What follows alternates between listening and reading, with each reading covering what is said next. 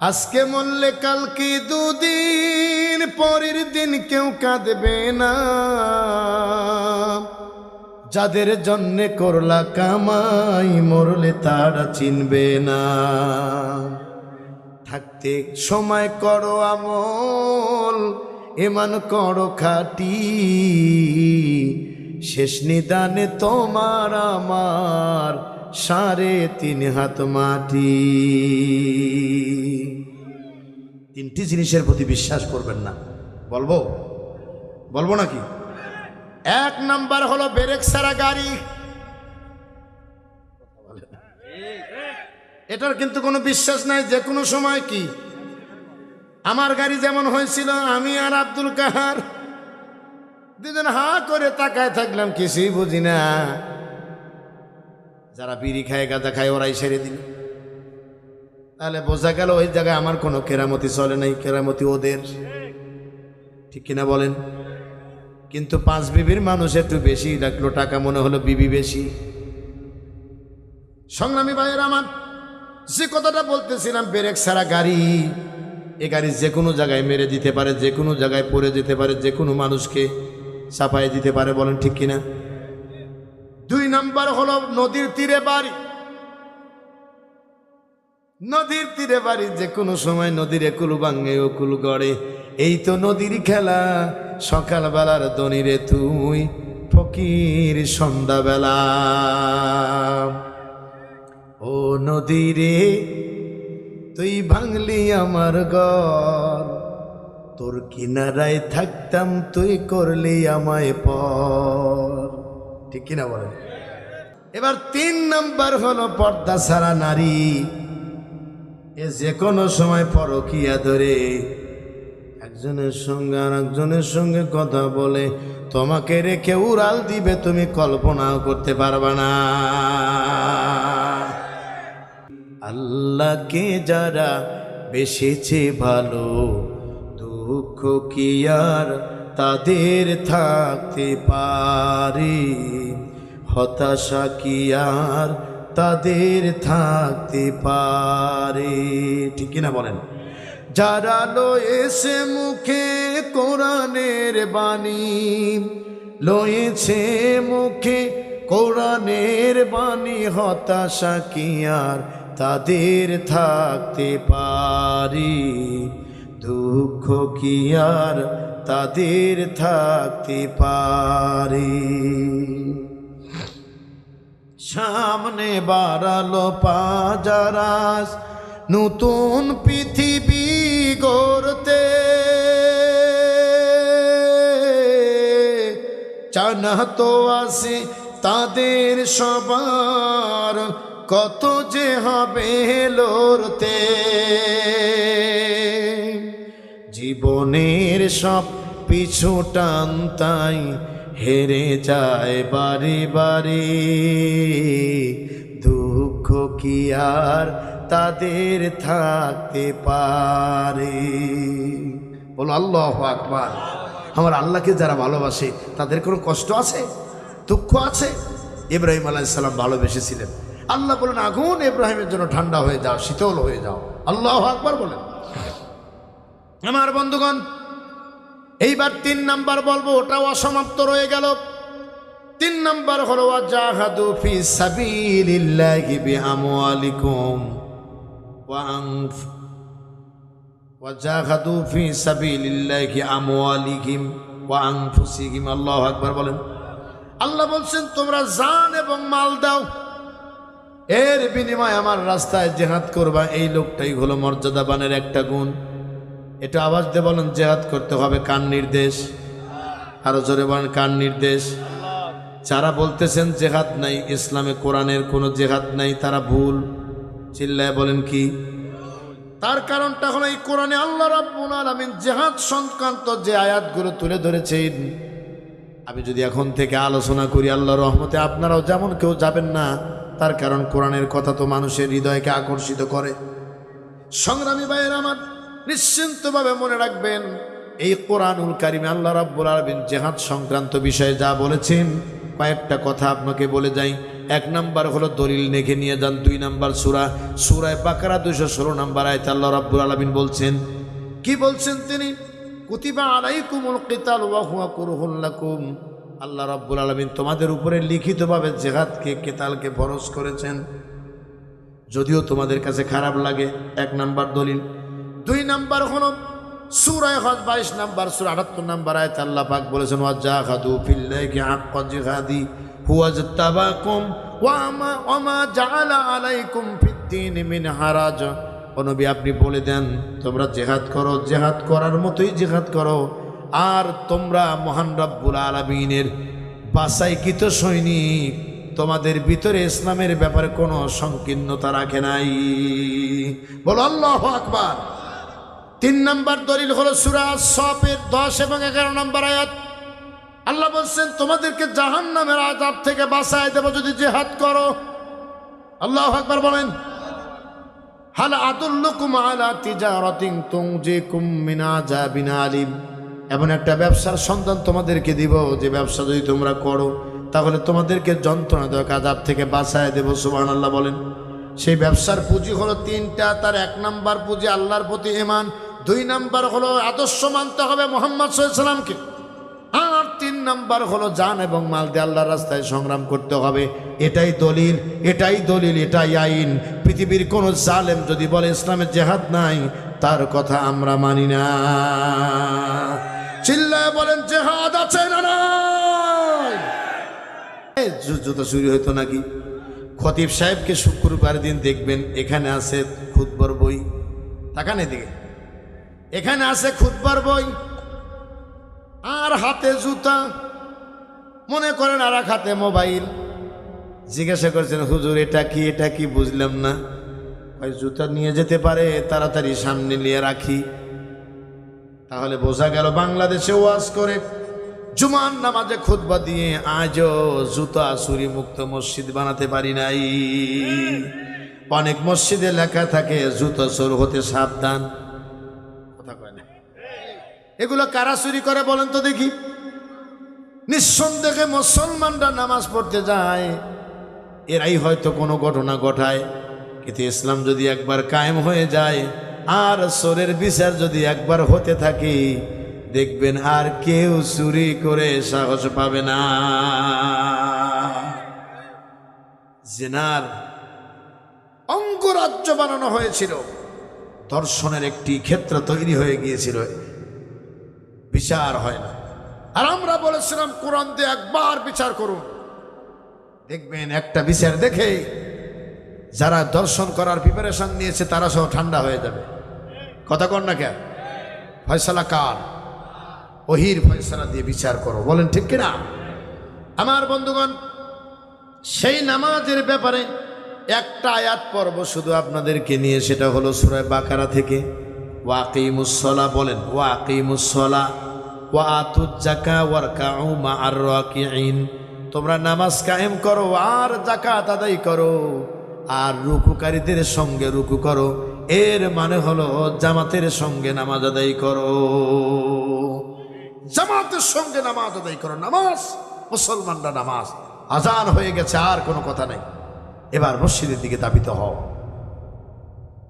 এ ব্যাপারে একটা হাদিস শোনেন।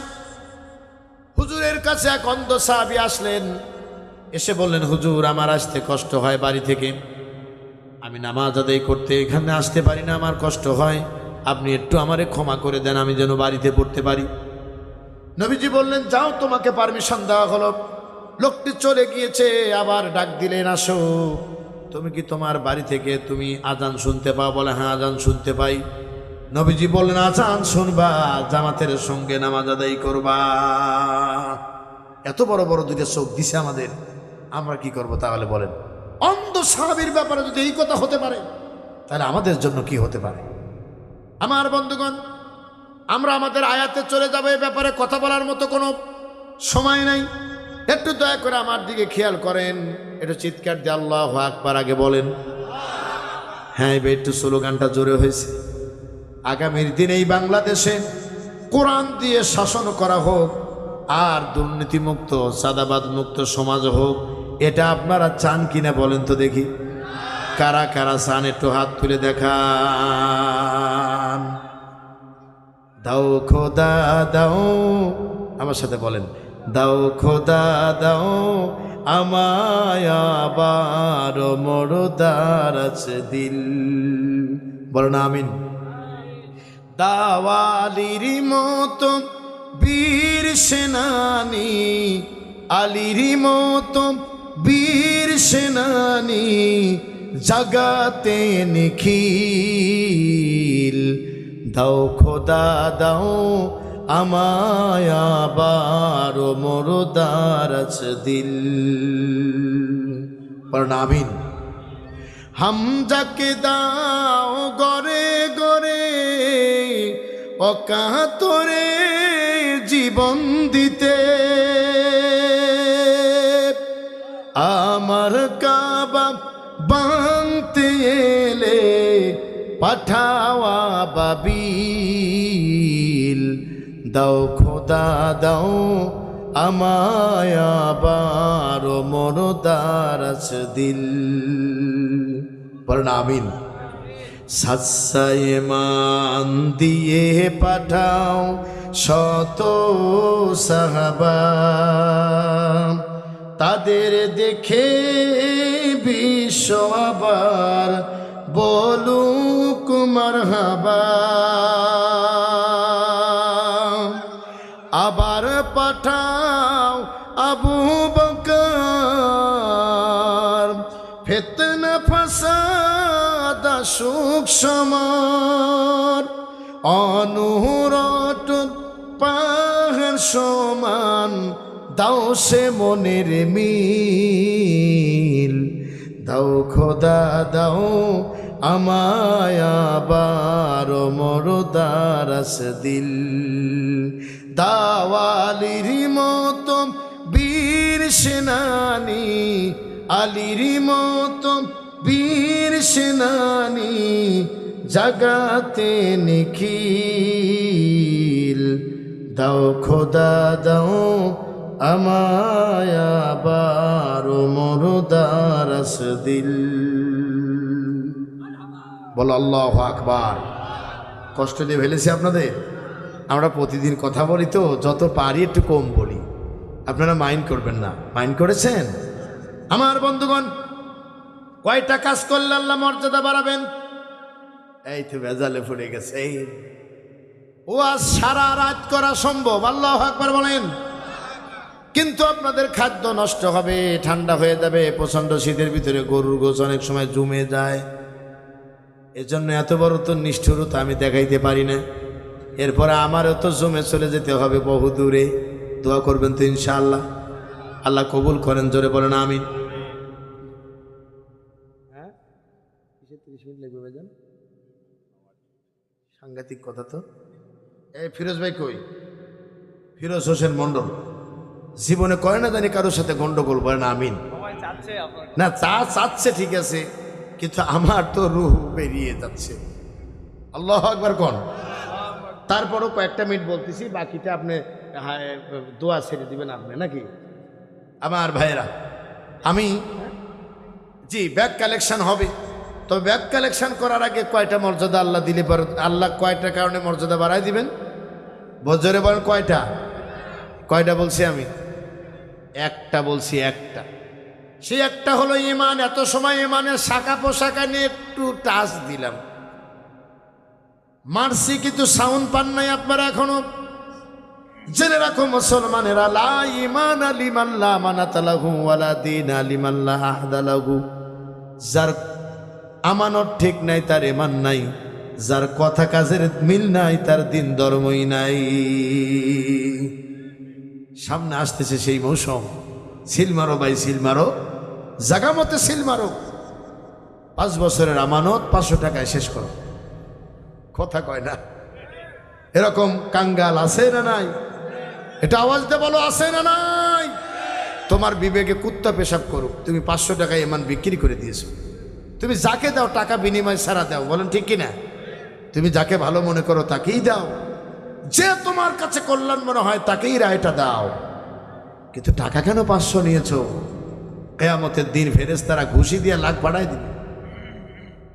আমার বন্ধুগণ, ঠিক আছে খতিব সাহেব, আমি আসলে 11:55 ভাইজান, আপনি একজন আলেম মানুষ, আলেমের দুঃখ বুঝবেন।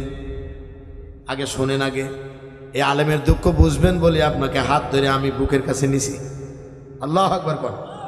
তার কারণটা হলো ভাইজান, আমার বহু দূরের যাত্রা।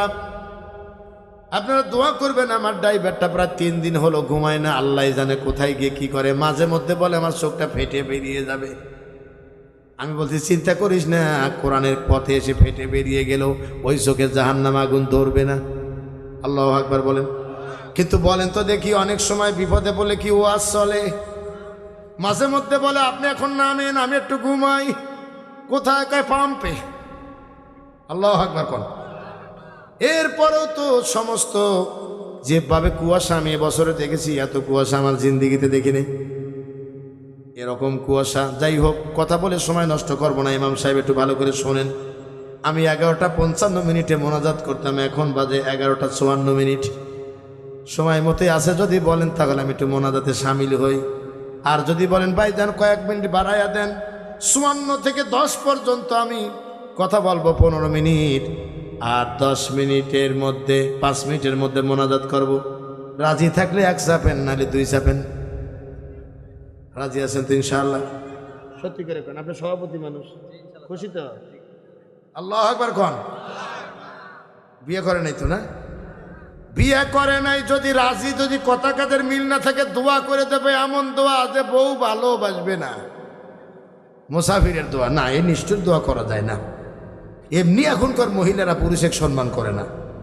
আপনাদের 5 বিবিতে কি আছে তা জানি না। গতকালকে সম্ভবত মানিকগঞ্জে এক মুরব্বী মানুষ আমাকে বলতেছে, বাবা স্বামী স্ত্রীর ব্যাপারে কিছু বলো। আমি বললাম, চাচা আপনি কিছু মনে করবেন না, এদেশের অনেক পুরুষ আছে নারী কর্তৃক নির্যাতনের শিকার। কথা কয় না। আবার অনেক পুরুষ আছে নারীদের নির্যাতন করে। পার্থক্য শুধু এতটুকু, নারী নির্যাতন করলে মামলা হয়, কিন্তু পুরুষের নির্যাতন করলে মামলা হয় না। মামলা দিতে গেলে পুলিশ বলে ঠিক মতো করে খাবি, নাহলে তোরে আমিও মারব। তখন পুরুষ লোকটা মনে করে সর্বনাশ, এ কি মহাবিপদে পড়ে গেছি। সংগ্রামী ভাইয়ের আমার, কথা বড় লম্বা হয়ে গেছে, কষ্ট পেয়ে গেছেন তাই না? একটু আল্লাহু আকবার জোরে বলেন। আজকে মরলে কালকে 2 দিন, পরের দিন কেউ কাঁদবে না। কয়েকদিন পরে এই প্রথম একটু কণ্ঠ দিয়ে, তাও একটু ইসলামিক গান গাইতে মন চেয়েছে। কিছুদিন তো মানে অসুস্থ থেকে ওয়াজে যায়, ইসলামিক গান গইতে বলি মনে হয় কিস্তি আছে, মনটা এত বার হয়ে যায়। কিন্তু আজকে কি জন্য 2-1টা তাও মনে আসতেছে। আল্লাহু আকবার বল। আজকে মরলে কালকে 2 দিন, পরের দিন কেউ কাঁদবে না। যাদের জন্যে করলা কামাই, মরলে তারা চিনবে না। থাকতে সময় করো আমল, এমান করো খাটি, শেষ নিদানে তোমার আমার 3.5 হাত মাটি। 3টি জিনিসের প্রতি বিশ্বাস করবেন না। বলবো নাকি? 1 নাম্বার হলো ব্রেক ছাড়া গাড়ি। এটার কিন্তু কোনো বিশ্বাস নাই, যে কোনো সময় কি। আমার গাড়ি যেমন হয়েছিল, আমি আর আব্দুল কাহার 2জন হা করে তাকায় থাকলাম, কিছুই বুঝি না। যারা বিড়ি খায়, গাঁজা খায়, ওরাই ছেড়ে দিল। তাহলে বোঝা গেল ওই জায়গায় আমার কোনো কেরামতি চলে নাই, কেরামতি ওদের। ঠিক কিনা বলেন? কিন্তু 5 বিবির মানুষ একটু বেশি ডাকলো, টাকা মনে হলো বিবি বেশি।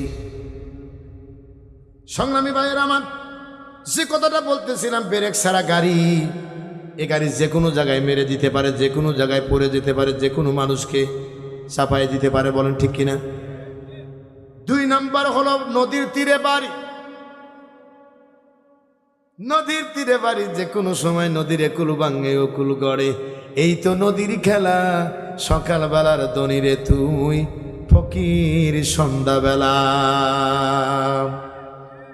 ও নদীরে তুই ভাঙলি আমার ঘর, তোর কিনারায় থাকতাম তুই করলি আমায় পর। ঠিক কিনা বলেন? আমি এই গান বলতে চাই না, সময় নষ্ট হবে। আমার বন্ধুগণ, ব্যাগগুলো যাবে, লোক যাবে না, চিন্তা করেন আপনারা চলে যাবেন নাকি? আমার বড় বড় হুজুর আছে, যায়েন না, কাজে লাগবে আপনাদের। সকালবেলা নাস্তা অনেকের না করলেও চলবে। আমি যতটুকু দেখেছি আলু যথেষ্ট স্বাদ হয়েছে। আমার ড্রাইভার বলল, বস আগে যেন কোথায় খেয়েছি আমার মনে নাই। বলে মা আমারও খেয়াল নাই, এখন তো আপাতত এইটি সন্তুষ্ট থাকো। সংগ্রামী বন্ধুগণ, 2 নম্বর হলো নদীর তীরে বাড়ি, মনে আছে? এবার 3 নম্বর হলো পর্দা ছাড়া নারী। এ যে কোনো সময় পরকীয়া ধরে একজনের সঙ্গে আর একজনের সঙ্গে কথা বলে তোমাকে রেখে উড়াল দিবে, তুমি কল্পনাও করতে পারবে না। এই 3টা জিনিসের প্রতি খেয়াল রাখবেন। এবার চলেন মর্যাদা বাড়াই, মনে আছে? সংগ্রামী ভাইয়ের আমার, 2 নাম্বার হলো হাজারু, যে ব্যক্তি হিজরত করেছে। এই হিজরত বলতে মক্কা থেকে মদিনায় হিজরত। আল্লাহু আকবার বলেন। এই মক্কা থেকে মদিনায় হিজরত করেছিলেন কি? তবে এই হিজরত শুধু মুহাম্মদ সাল্লাল্লাহু আলাইহি ওয়াসাল্লামের হিজরতই নয়, এই হিজরত কিয়ামত পর্যন্ত বলবৎ থাকবে। মনে রাখবেন, এই হিজরতের মধ্য দিয়ে আমরা বিগত 16 বছরে দেখেছি এমনও মানুষ ছিল তারা এলাকা ছেড়ে অন্য জায়গায় হিজরত করে বাঁচতে হয়েছে, তাছাড়া থাকতে পারে নাই। অনেক যুবক ভাইরা বিদেশ থেকে আমাদেরকে মেসেজ পাঠায়, ভাই স্বৈরাচারের আমলে চলে এসেছি। বলে কেন গেছাও? কয় বাঁচার জন্যে, আল্লাহ যেন হায়াত দেয়, বেঁচে থাকতে পারি, এই জন্য চলে এসেছি। এখনো বাড়ি যাই নেই, গেলে আপনারা মাহফিল করতে নিয়ে যাব। সংগ্রামী ভাইয়ের আমার, এই হিজরত করে নবীজি আমার যখন মক্কা ছেড়ে মদিনায় গেলেন, এর করুণ কাহিনী ভাইজান বললে চোখে পানি রাখা মুশকিল। 1 নাম্বার হলো বারমতান নবী 13টা বছর মক্কা নগরে মায়ের খাইলেন। কত বছর? আমার দিকে তাকান, কত বছর? 13 বছর মক্কা নগরে মায়ের খেয়েছেন। এই 13 বছরের একটা বছরও নবীজি আমার শান্তিতে থাকতে পারে নাই। সেই 13 বছরের শেষ রাত দারুণ নদওয়ায় মিটিং হলো মুহাম্মদ সাল্লাল্লাহু আলাইহি সাল্লামের ব্যাপারে। তারে মেরে ফেলে দিতে হবে না কি করতে হবে? সিদ্ধান্ত করলাম তারে মেরেই ফেলে দিবে। এই সিদ্ধান্ত যখন উপনতি হলো, অনেক বড় কাহিনী আমি বললাম না। জিবরাইল আমিন আসলেন, এসে নবীজি শুয়ে আছেন, উঠালেন, ওঠেন আপনি। আপনি কি জানেন যে কওমের মানুষ আপনাকে এত ভালোবাসে? আপনি মনে করেন এই কওমের মানুষগুলো আপনাকে মেরে ফেলে দেওয়ার জন্য ঘরের চতুর্দিকে ঘিরে ধরেছে? আল্লাহর হাবিব মনের কষ্ট নিয়ে উঠে বসলেন। জিবরাইল আমিনকে বললেন, জিবরাইল ভাই, আমার দেশের মানুষ কি সত্যি আমারে মারবে? ভাই তাকায় দেখেন 40টা নওজোয়ান যারা অস্ত্র চালাতে পারে, সন্ত্রাস। আমার দেশেও নির্বাচনকে সামনে রেখে সন্ত্রাসীরা মাথা চড়া দিয়েছে। কথা বলেন না কেন? মনে রাখবেন মুসলমানেরা, ইসলাম যদি ক্ষমতায় যায়, সন্ত্রাসীদের বিচারের মাধ্যমে এর অবসান ঘটানো হবে ইনশাআল্লাহ। বলেন। মানবতার পরম বন্ধু উঠলেন, সেখান থেকে একটু বালি হাতে নিলেন জিবরাইলের নির্দেশে, আর বালিটা হাতে নিয়ে ফু দিলেন, সামনে ছুঁড়ে মারলেন।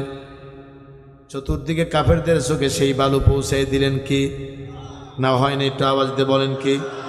অন্য সময় নবীকে আল্লাহ পাক স্মরণ করায় দেশে কথাও বলেছিলেন, ইজ রমাইতা ওয়ামা রমাইতা ওয়ালাকিন্নাল্লাহ রামা।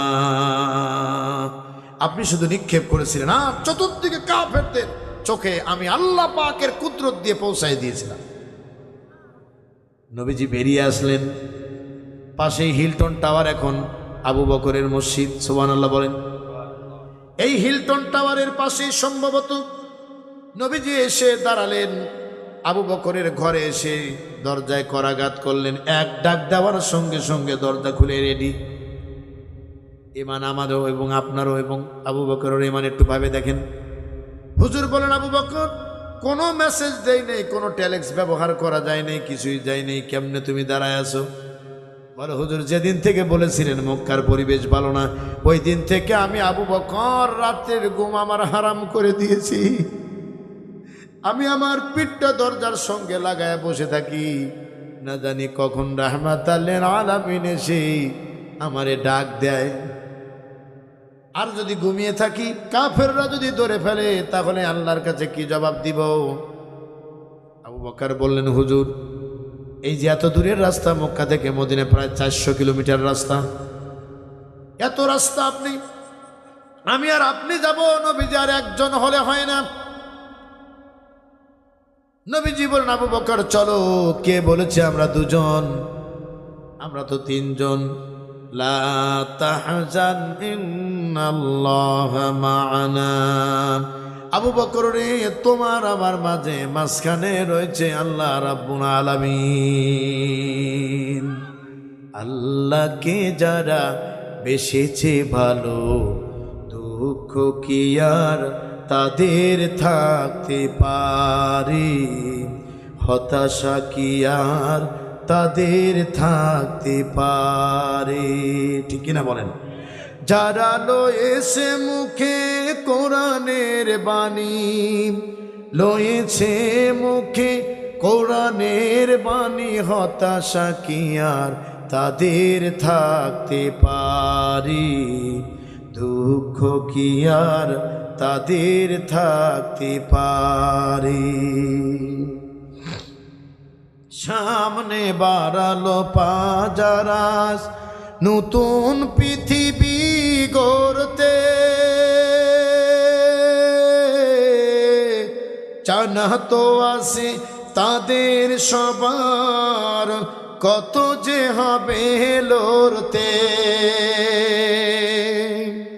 জীবনের সব পিছু টানতাই হেরে যায় বারে বারে, দুঃখ কি আর তাদের থাকতে পারে? বলো আল্লাহু আকবার। আমার আল্লাহকে যারা ভালোবাসে তাদের কোনো কষ্ট আছে, দুঃখ আছে? ইব্রাহিম আলাইহিস সালাম ভালোবেসেছিলেন। আল্লাহ বলেন, আগুন ইব্রাহিমের জন্য ঠান্ডা হয়ে যাও, শীতল হয়ে যাও। আল্লাহু আকবার বলেন। আমার বন্ধুগণ, এইবার 3 নাম্বার বলবো, ওটাও অসমাপ্ত রয়ে গেল। 3 নাম্বার হলো ওয়াজাহাদু ফি সাবিলিল্লাহি বিআমওয়ালিকুম ওয়াজাহাদু ফি সাবিলিল্লাহি আমওয়ালিহিম ওয়া আনফুসিহিম। আল্লাহু আকবার বলেন। আল্লাহ বলছেন, তোমরা জান এবং মাল দাও, এর বিনিময়ে আমার রাস্তায় জিহাদ করবা। এই লোকটাই হলো মর্যাদাবানের একটা গুণ। এটা আওয়াজ দিয়ে বলেন, জিহাদ করতে হবে। কার নির্দেশ? আরো জোরে বলেন, কার নির্দেশ? যারা বলতেছেন জেহাদ নাই, ইসলামে কোরআনের কোনো জেহাদ নাই, তারা ভুল। চিল্লায় বলেন কি? তার কারণটা হলো এই কোরআনে আল্লাহ রাব্বুল আলামিন জেহাদ সংক্রান্ত যে আয়াতগুলো তুলে ধরেছেন, আমি যদি এখন থেকে আলোচনা করি, আল্লাহর রহমতে আপনারাও যেমন কেউ যাবেন না। তার কারণ কোরআনের কথা তো মানুষের হৃদয়কে আকর্ষিত করে। সংগ্রামী ভাইয়ের আমার, নিশ্চিন্তভাবে মনে রাখবেন, এই কোরআনুল কারিমে আল্লাহ রাব্বুল আলামিন জিহাদ সংক্রান্ত বিষয়ে যা বলেছেন, কয়েকটা কথা আপনাকে বলে যাই। 1 নাম্বার হলো দলিল লিখে নিয়ে যান। 2 নাম্বার সূরা বাকারা 216 নাম্বার আয়াতে আল্লাহ রাব্বুল আলামিন বলছেন, কি বলছেন তিনি? কুতিবা আলাইকুমুল কিতাল ওয়া হুয়া কুরহুল লাকুম। আল্লাহ রাব্বুল আলামিন তোমাদের উপরে লিখিতভাবে জিহাদকে, কিতালকে ফরজ করেছেন, যদিও তোমাদের কাছে খারাপ লাগে। 1 নাম্বার দলিল। 2 নাম্বার হলো সূরা হজ 22 নাম্বার সূরা 78 নাম্বার আয়াতে আল্লাহ পাক বলেছেন, ওয়াজাহাদু ফিল্লাহি হাক্কা জিহাদি হুয়াজতাবাকুম ওয়া মা জাআলা আলাইকুম ফিদ্দীন মিন হারাজ। ও নবী, আপনি বলে দেন, তোমরা জিহাদ করো, জিহাদ করার মতোই জিহাদ করো। আর তোমরা মহান রব্বুল আলামিনের বাছাইকৃত সৈনিক, তোমাদের ভিতরে ইসলামের ব্যাপারে কোনো সংকীর্ণতা রাখে নাই। বলো আল্লাহু আকবার। 3 নাম্বার দলিল হলো সূরা সফের 10 এবং 11 নাম্বার আয়াত। আল্লাহ বলছেন, তোমাদেরকে জাহান্নামের আযাব থেকে বাঁচায় দেব যদি জিহাদ করো। আল্লাহু আকবার বলেন। হাল আদুল্লুকুম আলা তিজারাতিন তুনজিকুম মিন আযাবিন আলিম। এমন একটা ব্যবসার সন্ধান তোমাদেরকে দিব, যে ব্যবসা যদি তোমরা করো তাহলে তোমাদেরকে যন্ত্রণাদায়ক আযাব থেকে বাঁচায় দেব। সুবহানাল্লাহ বলেন। সেই ব্যবসার পুঁজি হলো 3টা। তার 1 নাম্বার পুঁজি আল্লাহর প্রতি ঈমান, 2 নাম্বার হলো আদর্শ মানতে হবে মুহাম্মদ সাল্লাল্লাহু আলাইহি ওয়াসাল্লামকে, আর 3 নাম্বার হলো জান এবং মাল দিয়ে আল্লাহর রাস্তায় সংগ্রাম করতে হবে। এটাই দলিল, এটাই দলিল, এটাই আইন। পৃথিবীর কোন জালেম যদি বলে ইসলামের জেহাদ নাই, তার কথা আমরা মানি না। চিল্লায় বলেন জেহাদ আছে না নাই? এই দেহে এক ফোঁটা রক্ত থাকতে আমরা কোনো বাতিল পন্থীর কোনো চোখ রাঙানিকে পরোয়া করি না। এটা আওয়াজ দিয়ে বলেন ঠিক কিনা? এ জমিন কার? হয় না একসঙ্গে শেষ বক্তব্য বলতে হবে, এ জমিন কার? আইন চলবে কার? এই আইন প্রতিষ্ঠার জন্য সবার যার যার অবস্থান থেকে চেষ্টা চালিয়ে যেতে হবে। মনে রাখতে হবে মুসলমানেরা, কোরআনের আইন সমাজে বাস্তবায়িত হয়ে গেলে এ ধরনের কোনো দুর্নীতি আর বৈষম্য থাকবে না। কেননা কোরআন কখনো বৈষম্যর জন্য পৃথিবীতে আল্লাহ দেন নাই। ইনশাআল্লাহ বলেন। আমার বন্ধুগণ, নির্ধারিত সময় শেষ। আল্লাহ রাব্বুল আলামিন বলেন আযামু দারাজাতান ইনদাল্লাহ। আল্লাহ বলছেন তাদের জন্য রয়েছে আমি আল্লাহর কাছে মর্যাদা। আর শেষে বললেন তারাই হলো সফল কাম। অনেক কথা বলছি, রাগ করছেন আপনারা? আমি দীর্ঘ সময় আসলে কথা বলতে অভ্যস্ত নয়, তারপরেও তো প্রধান বক্তা যেহেতু সব জায়গায় থাকতে হয়, 1.5-2 ঘন্টার নিচে যাওয়া যায় না। মানুষ আক্ষেপ করে বসে থাকে। ভারতের যেখানে বাবরি মসজিদ হয়েছে, আল্লাহর কি খাস রহমত, এই মুর্শিদাবাদের জেলা আর থানার নাম হলো বেলডাঙ্গা। এই বেলডাঙ্গা শহরে প্রায় টানা 5 বছর আমি কোরআনের তাফসির করেছি। আলহামদুলিল্লাহ বলেন। মানুষ এত পাগল কোরআন শোনার, ওই দেশে সাইদি সাহেবের কথা শুনলে